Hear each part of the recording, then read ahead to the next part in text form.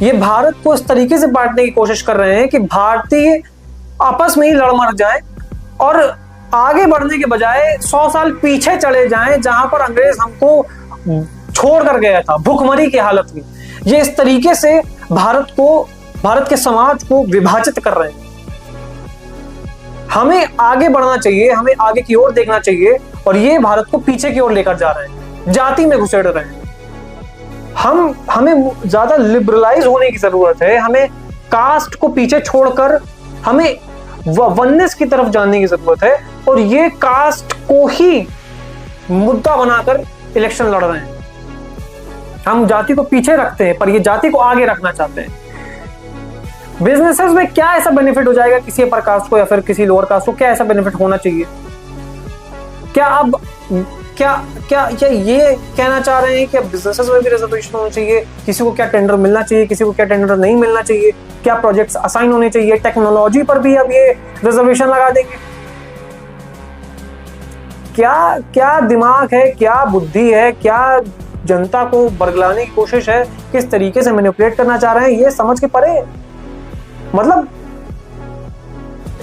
अपनी इतनी संकीर्ण सोच कैसे हो सकती है किसी इंसान की, भारत के लीडर ऑफ द ऑपोजिशन की, कि वो ये देख ही नहीं पा रहा है, बल्कि जो दिखाने की कोशिश कर रहा है कि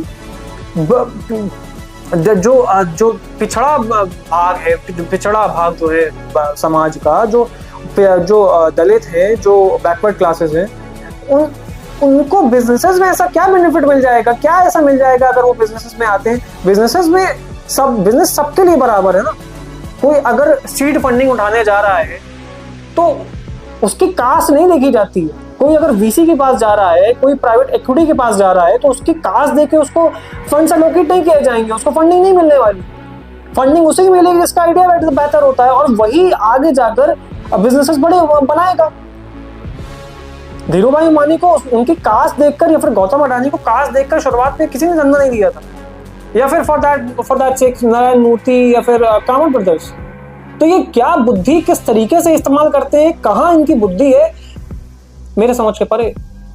और जनता को किस तरीके से मूर्ख बनाने का काम कर रहे हैं, ये भी आपके सामने।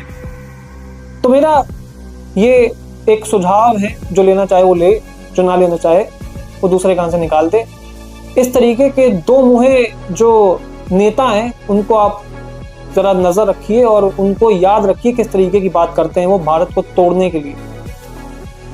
जय हिंद, जय भारत।